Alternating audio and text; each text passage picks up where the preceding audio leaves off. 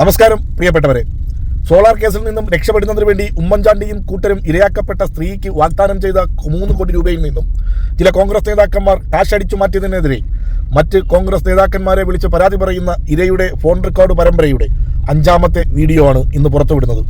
League നേതാവ് കുഞ്ഞാലിക്കുട്ടിയുടെ വിശ്വസ്തനായ മൊയ്തീനിക്കായെ വിളിക്കുന്നതിന്റെ 3ാം ഭാഗം. ഈ വോയിസ് ക്ലിപ്പുകൾ അടങ്ങുന്ന വീഡിയോകൾ പുറത്തു വന്നതിന് ശേഷം പല യൂട്യൂബ് ചാനലുകളും അത് ഏറ്റെടുക്കുകയും ഇന്നത്തെ ദേശാഭിമാനി പത്രത്തിൽ അത് വാർത്തയായി വരികയും ചെയ്തു. എന്തായാലും കെട്ടടങ്ങിയെന്ന് കരുതിയ സോളാർ കേസുമായി ബന്ധപ്പെട്ടിട്ട് രക്ഷപ്പെടുന്നതിന് വേണ്ടി ഇറക്കിയ ജോസ് തെറ്റേൽ കേസും വീണ്ടും കത്തിപ്പടരുകയാണ്. കോൺഗ്രസ് നേതാക്കൾക്കിത് കഷ്ടകാലമെന്നല്ലാതെ എന്തു പറയാൻ. എന്തായാലും ആ വോയിസ് ക്ലിപ്പ് കേൾക്കുക.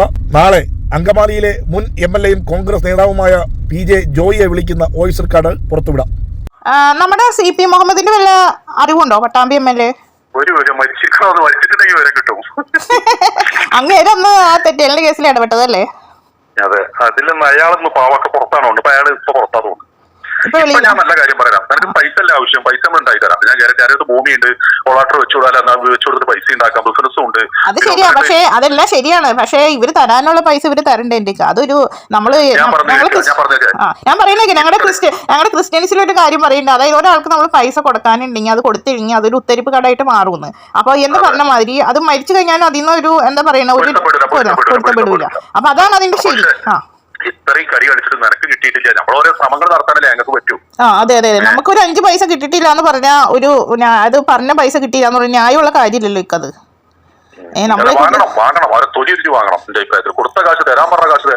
അതെ, അവര് അവിടെ വാ ഇവിടെ വാന്നും പറഞ്ഞ് നമ്മള് നാളെ ഇതുവരെ നടത്തിച്ച് നമ്മൾ ഒരു പരുവത്തിലാക്കി. ഇക്ക ഒന്ന് ഫ്രീ ആണെങ്കിൽ ഒന്ന് കുഞ്ഞാലിക്കുട്ടി സാറിന് ഒന്ന് പോയി വിളിച്ച് ഒന്ന് കാണാൻ പറ്റുമോ? അപ്പോയിന്റ്മെന്റ് എടുക്കാൻ. അല്ല, ഇക്കയ്ക്ക് കാണാൻ. അല്ല, എനിക്ക് കാര്യങ്ങൾ മൂപ്പരോട് സംസാരിക്കണം. പണ്ടത്തെ കേസല്ലാതെ മൂപ്പര് മരിച്ചതല്ലേ എന്ന് പറയും. മൂപ്പര് കാരണമല്ലേ മൂപ്പരോട് നമുക്ക് പറയാൻ പറ്റൂല. പുതിയ വല്ല കാരണങ്ങൾ ഉണ്ടെങ്കിൽ പറയാന്നല്ല. അവരൊക്കെ സ്വഭാവങ്ങൾക്ക് അറിഞ്ഞൂടെ? അതൊക്കെ എല്ലാറ്റിനും വഴുതി മാറുന്ന ആൾക്കാരല്ലേ. അല്ല, എന്നാലും നമുക്ക് തരാനുള്ള പൈസ തരാൻ പറ്റില്ല എന്ന് പറയാം. ഓലും കോൺഗ്രസും വലിയൊരു സ്ഥിതിയിലല്ല പോണത്, അറിയാലോ. ആണോ? നല്ല ബന്ധമൊന്നല്ല. എന്നാലും പുള്ളി ഒന്നും ബെന്നി ബെഹനാനോട് പറഞ്ഞ അതിലൊരു തീരുമാനം ഉണ്ടാക്കി തരാൻ പറ്റുമോ എനിക്ക് തോന്നുന്നു. ഞാനത് ചോദ്യം ചോദിക്കുന്നത്, നിനക്കുള്ള ഈ കഴിവ് എനിക്കില്ലല്ലോ ഈ വിഷയത്തില്. നീ എത്ര കളി കളിച്ചിട്ടായ്മേ? പക്ഷെ വഴികൾ ഉണ്ടാക്കാം. അതൊക്കെ ഞാൻ പറഞ്ഞില്ല. നമുക്ക് കിട്ടാനുള്ള അർഹതപ്പെട്ട പൈസയാണല്ലോ. അർഹതപ്പെട്ട പൈസ അർഹതപ്പെട്ടവരുടെ കയ്യിലെത്തണമല്ലോ. അല്ലാതെ വെറുതെ റസീനെ മാലിക്കിനൊന്നും ഞാൻ വിളിക്കാറില്ല. അവര് കുറെ കാശ് അതിൽ നിന്ന് അടിച്ചോണ്ട് പോയില്ലേ, 15 കോടിന്ന്. അവരെന്തോ 2 കോടി രൂപയൊക്കെ ആയിട്ട് അടിച്ചോണ്ട് പോയി ബെന്നിയുടെ അടുത്തുനിന്ന്. റസീന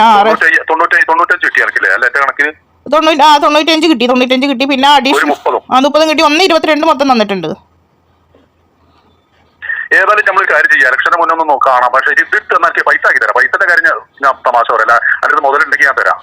അതല്ല ഞാൻ പറഞ്ഞത്. ഈ വിഷയത്തിൽ ഇക്ക ഒന്ന് ഇടപെട്ട് ഒന്ന് കാര്യത്തിൽ ഒരു തീരുമാനമാക്കി തരാം. എങ്ങനെ ഇടപെട്ട് അത് പറഞ്ഞുകൊണ്ട് ഇതിപ്പോ ഒന്ന് ഇടപെട്ടവരുണ്ടല്ലോ. ഇക്ക ചിന്നനുണ്ട്, പിന്നെ ബാബു ഉണ്ട്. ചിന്നനൊക്കെ പോയില്ലേ? ചിന്നൻ എവിടെയാണ് എനിക്കറിയില്ല. പിന്നെ ബാബുവോ?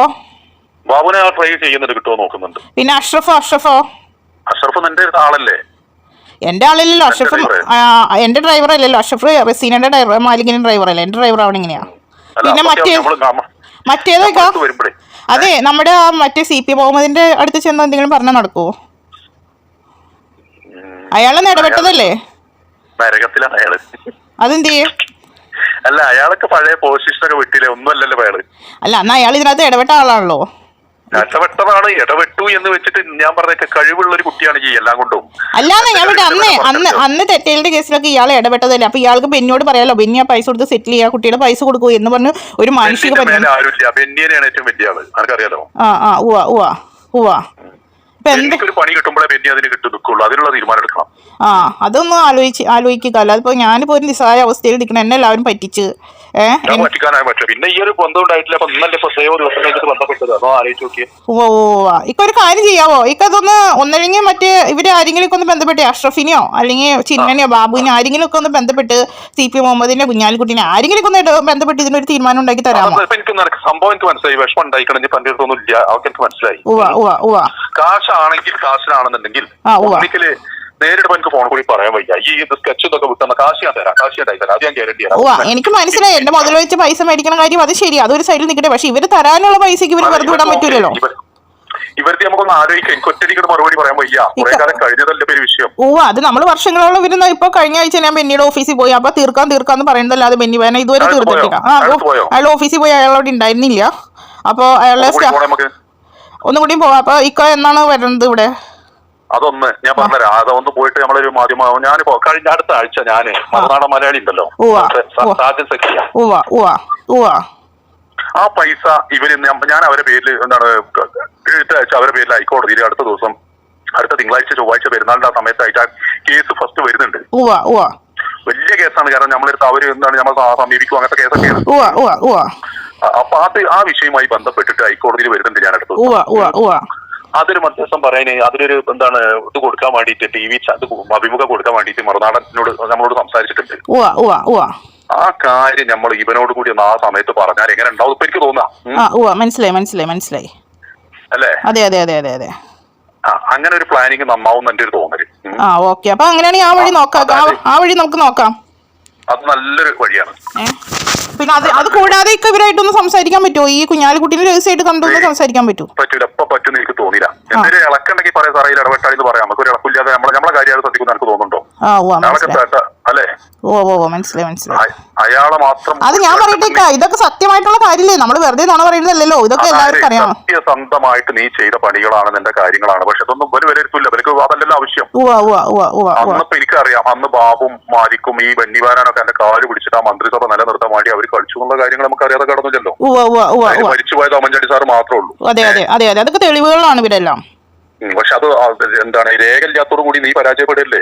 അല്ല, രേഖ നമ്മുടെ കയ്യിൽ അത്യാവശ്യത്തിനുള്ള രേഖകളൊക്കെ ഉണ്ട്. എന്നാ പിന്നെ ഒന്ന് പൊക്കിയെടുത്ത് വെച്ചാൽ അല്ല എന്താ പറയാ. അപ്പൊ ഞാൻ നന്നായിട്ട് സഹായിക്കാം. അപ്പൊ വരുമ്പോ നമ്മളൊരു വിളിക്കുമ്പോ അതിനനുസരിച്ച് കയറേണ്ടി വരും. എന്നാ നിനക്ക് ഫ്രീ ഉണ്ടാവുക? ഞാൻ അടുത്ത ആഴ്ചക്ക് ഹൈക്കോടതിയിൽ വന്നിട്ട് വിളിക്കട്ടോ. അപ്പൊ